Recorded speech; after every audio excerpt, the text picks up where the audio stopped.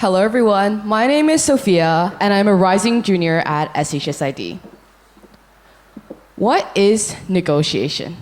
When one thinks of negotiation, they typically think of high-stakes business agreements, international peace treaties, or intense bargaining sessions. Yet negotiation is far more than that. At its core, the word has a very simple meaning: a discussion aimed at reaching mutual agreement. Negotiation plays a large role in our everyday life. It permeates dialogue and can be applied when you beg your mom to buy you that new iPhone 15, when you convince your friend to eat at that restaurant down the road with you, or even when you're just making a broad-stroking ideological claim that pineapples theoretically could belong on pizza. As an avid fan of dialogue and discourse, I've always been fascinated with the process of persuasion through speech. In that pursuit, I joined our school's Model United Nations Club, the IAA, to enact in these acts of persuasion in settings mimicking that of United Nations assemblies. Yet while these competitions were just simulations, the lessons I learned from these experiences were very much real. Model United Nations, per the name suggests, is an activity where students come together to role-play as countries around the world and communicate and collaborate in solving international problems. At its core, MUN is all about negotiation. So today I'll take you into the world of discourse and diplomacy, sharing 3 fundamental steps in MUN and key takeaways on communication that can be applied to everyday life. Step 1, make a speech on your country's stance. For example, regarding a topic on climate change, if you were assigned Barbados, a small island country in the Caribbean, you would be constantly suffering from the rains and storms and hurricanes caused by the greenhouse gas emissions of your upstairs neighbor, the United States. Thus, you would make a speech on the moral impetus of developed nations to financially compensate developing nations due to the losses from climate change. In real life, when there's no country to role-play for, the only one your voice represents is you. So use that voice. Speak up on a topic you're passionate about. Address a neglected issue in the system and share those thoughts that matter to you. Because after all, the first step of a negotiation is simple: sharing what you believe in. For me, the journey of expressing my beliefs has been incredibly transformative and rewarding. I run a podcast called Hot Topic, where the guest and host convene to discuss world issues, current events, and cultural experiences in settings where it is fully communicative and we can talk to each other about these settings. One of the most memorable experiences I had was making an episode called The Gender Wage Gap on a subject I was deeply interested in.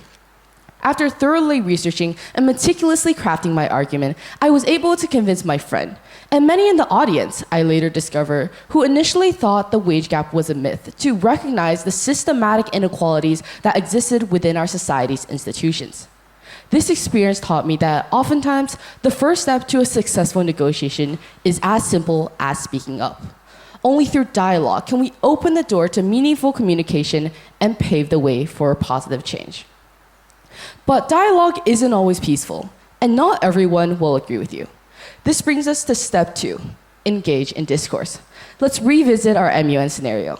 The delegate of the United States, upon being name-dropped by you, makes a speech about how they are not responsible for your country's poor luck with natural disasters. They end the speech by resolutely declaring that they are unwilling to pay for compensation. Opposition is common and even welcome in the process of negotiation. After all, it is only with differing beliefs that you can achieve a nuanced, thoughtful discussion that reveals different sides to the same story. The key here is to not take criticism personally, not shy away from conflict, and engage in discourse with open arms. I've always been a vocal advocate of political awareness and would engage with my friends on conversations about ethics and current events. While this has been an incredibly enlightening experience and made me many like-minded friends, the journey has not been a bed of roses. A close friend of mine once came up to me and criticized my behavior of politics at the dinner table, claiming that I was making our conversations too stale, depressing, and serious. It's not like there's anything you can do about these issues, she remarked, so why talk about it if it makes everyone unhappy? In real life, there will always be someone who disagrees with your opinion, and there will always be someone who provides another thought. From my experience, I learned that not everybody valued political awareness, and some even actively distanced themselves from an endeavor that I gladly pursued. And that begs the question, upon opposition, what should one do? This brings us to the third and final step of a successful negotiation: coming to a consensus or agreeing to disagree. In MUN, the former is called reaching a compromise. Upon further discussion, you, the delegate of Barbados, decide to modify your demand and instead only ask the United States for technological assistance in natural disaster prevention. The delegate of the United States takes a step back as well, agreeing to take responsibility for the destruction caused by climate change and offering healthcare assistance to victims suffering from the crisis. The delegates involved then come together to draft a solution, which is then sent off to the United Nations to be voted on and implemented. In real life, the diplomacy exercise in modern United Nations become extremely valuable in effective negotiations. The key here is for both sides to maintain a respectful tone while striving for common ground and looking for areas of compromise.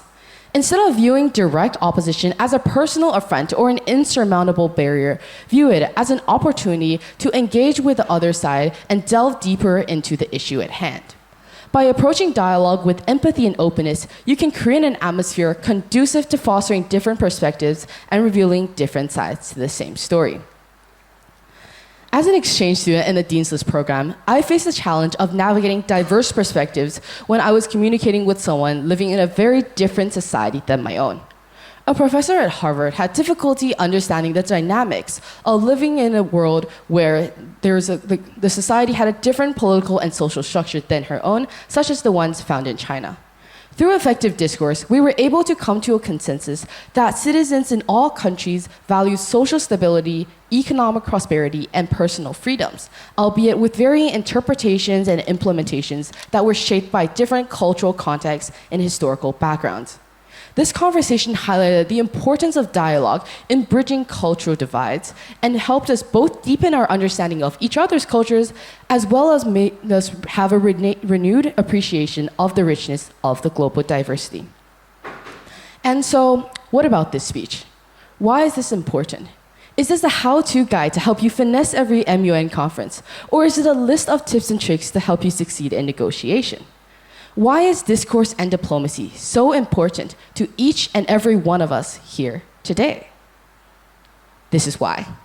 Our world today is torn with fear and uncertainty. Amidst the conflicts and chaos arising from all corners of the world, individuals are turning away from solidarity and falling into dissension. The World Justice Project notes that discrimination is worsening around the world globally, with over 70% of countries seeing worsening prejudices each year. The prevalence of radical groups such as neo-Nazis or the Red Pill community only worsens the divide, exacerbating the conflict and enhancing the strife. Dialogue seeks to bridge this divide. As individuals navigating a world characterized by uncertainty, we can enact change through our conversations. Embrace the power of dialogue by fostering empathy and understanding amidst those with differing viewpoints. Harness the art of negotiation by advocating for something you believe in, whether it be through writing articles, organizing events, or even attending peaceful protests. And let's face it, the world could use a lot more peaceful protests and a lot fewer Twitter wars. After all, in the words of Abraham Joshua Heschel, speech has power. Words do not fade. What starts in a sound ends in a deed. Embrace your power. To change society, first change minds. Thank you.